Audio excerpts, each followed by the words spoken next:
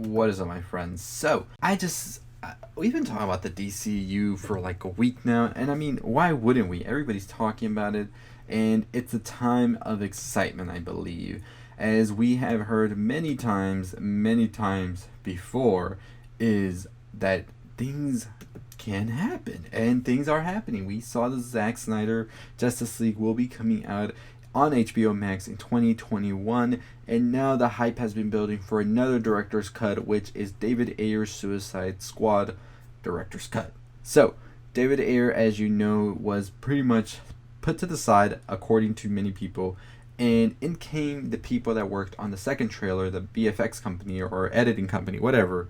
And Warner Brothers was like, you see, we got this film finished and everything. He did everything here, but we'd like for you to come in, take this film, and make it how you think people would be excited for. Because I don't blame Warner Brothers in that position because they were thinking business-wise, but I do blame them because they weren't thinking really honestly.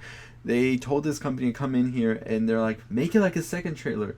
Because y'all's second trailer was booming. I mean, that second trailer for Suicide Squad went crazy. It was everywhere. It was playing back to back. It was perfectly edited. But I don't think that you can take somebody who was meant to make a trailer, which is completely different from a whole film, and tell them to do a whole film, and you're going to get like a great film. Because the trailer was great, but the film wasn't.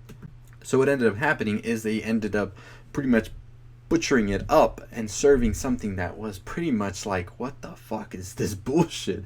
People were pissed when they got to see the film because it just felt random and sporadic and everything didn't flow at all. And it was a cool concept, I guess you could say, and it probably looked cool for a minute, but then when you really sat down for 2 hours to watch this, it just felt like nonsense and pretty much like a cut up film. And David Ayer has continuously said that that's not his film, and there's a lot of stuff cut out, and that he wants his film to be shown. It looks like AT&T, Warner Brothers, and HBO Max are listening, as we see on Twitter. And he even went to go on, say, a couple.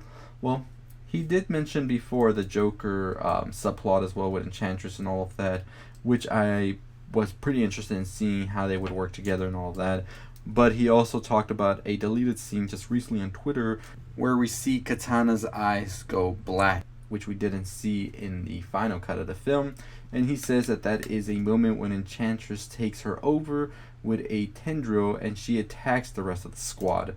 So, my goodness, could you imagine that scene going like with Enchantress and like pretty much using Katana as a puppet and attacking the rest of the Suicide Squad? That would have been a pretty awesome scene.